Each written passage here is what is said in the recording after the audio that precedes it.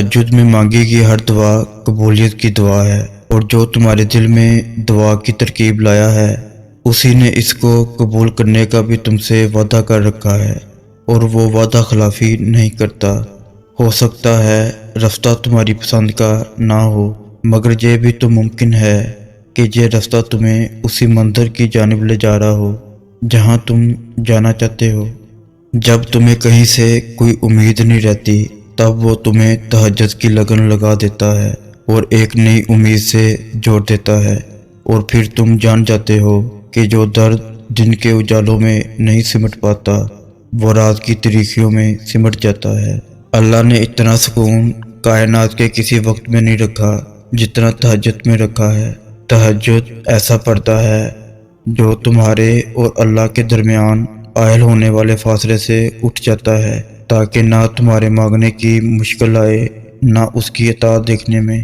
اسے سب یاد ہے، تمہارا راتوں کو اٹھ اٹھ کر دعائیں کرنا، اپنی دعاؤں کی قبولیت کے لیے معجزے کا انتظار کرنا، تمہاری طرف اور تمہاری جستجو وہ کچھ نہیں بھولا۔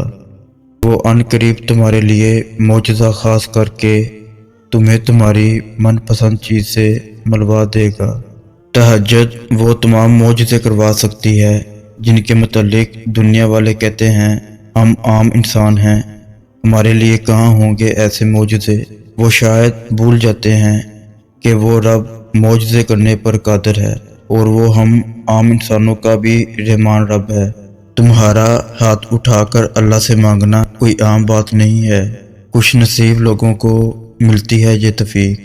تو قبولیت میں دیر پر پریشان ہونے کے بجائے اپنی خوش قسمتی پر اللہ کا شکر ادا کریں، یہ شکر تمہیں دعاؤں کی قبولیت تک لے جائے گا۔ تمہارا نیند سے اٹھ کر تہجد پڑھنا اس بات کی واضح دلیل ہے کہ اللہ تعالیٰ تمہیں بہت بڑی کامیابی دینے والا ہے۔ اگر خیال اب تک دل سے نہیں نکلا تو سمجھ جاؤ اس نے قبول کرنے کی ٹھانی ہوئی ہے، اور تہجد تک اگر وہ لے آیا ہے تو تمہاری ادھوری کہانی بھی مکمل ہونے والی ہے۔ تہجد کو زندگی کا حصہ بنا لو، کیونکہ جوانی کی عبادت اللہ سے محبت کے ایسے رشتے بنا دیتی ہے جو شاید سانسوں کے ٹوٹنے پر ہی ختم ہوتے ہیں۔ یہ دنیا بہت رنگین ہے اور دل بہت کمزور، اس کی رنگینی میں کھو کر اللہ کو ہی بھول جاتا ہے۔ اس لیے اللہ کو زندگی بنا لو، دنیا اپنے آپ تمہاری ہو جائے گی۔